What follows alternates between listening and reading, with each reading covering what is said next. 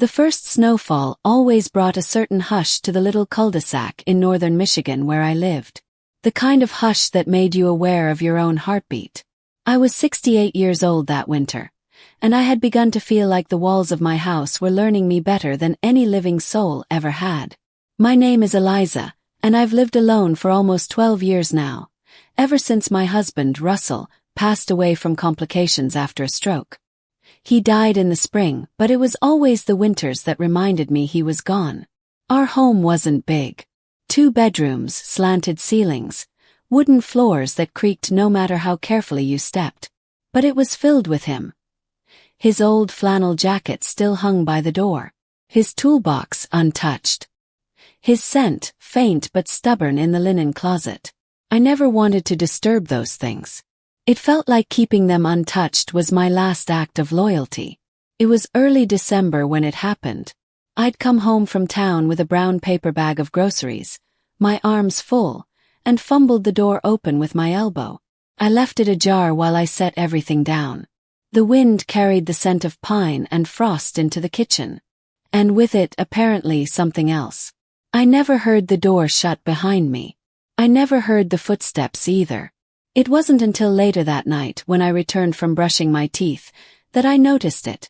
The faint aroma of pipe tobacco. I hadn't smelled it in years. Russell used to smoke it in his study. I stopped in my tracks. For a moment I almost smiled. Muscle memory. Then fear replaced nostalgia. My house was empty. Always had been. Always would be, hadn't I decided that? I convinced myself it was an old scent, something stirred up by the wind. I went to bed, heart unsettled, but eventually drifted off. The next morning I found the living room window slightly cracked.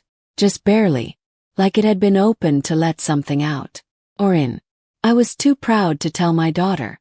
Too proud to ask anyone to come check. So I watched the house carefully. I stayed quiet. I listened. And on the third night I saw the imprint in the armchair. Russell's chair. That old leather thing he'd refused to throw out even when the stuffing was coming out of the arms. It sagged now in just the way it used to when he sat in it. As if someone had recently gotten up. I didn't cry. I didn't scream. I just stood there. Then I did something I hadn't done since his funeral. Talk. Russell. Silence. I miss you. More silence. But it felt less empty. The days began to shift. Slowly, carefully. I started humming while I folded laundry. I wore the earrings he bought me on our anniversary. I lit the fireplace again. I'd let it go cold for years, telling myself it was too much trouble. But truthfully, I didn't want to see it burning if he couldn't sit beside it. And the strangest part, I never felt alone again.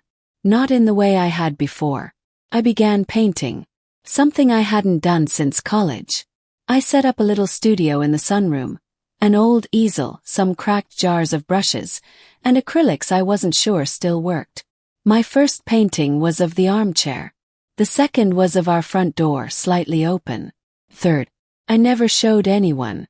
It was of Russell. Not exact, but how he lived in my mind. Smiling. Waiting.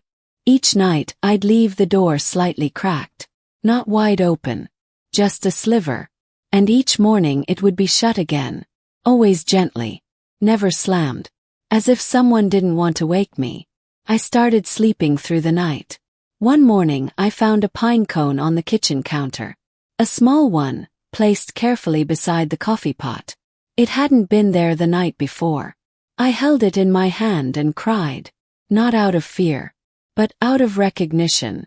Russell had a habit of collecting them. Said they were tiny trophies from the trees. I started going for walks again, even in the snow. Talked to him. Not loudly, but just enough that if he were anywhere nearby, he'd hear. It's been months now. No one ever came. No one ever left. But somehow something changed. Or maybe I did. The door stayed closed now. But my heart didn't.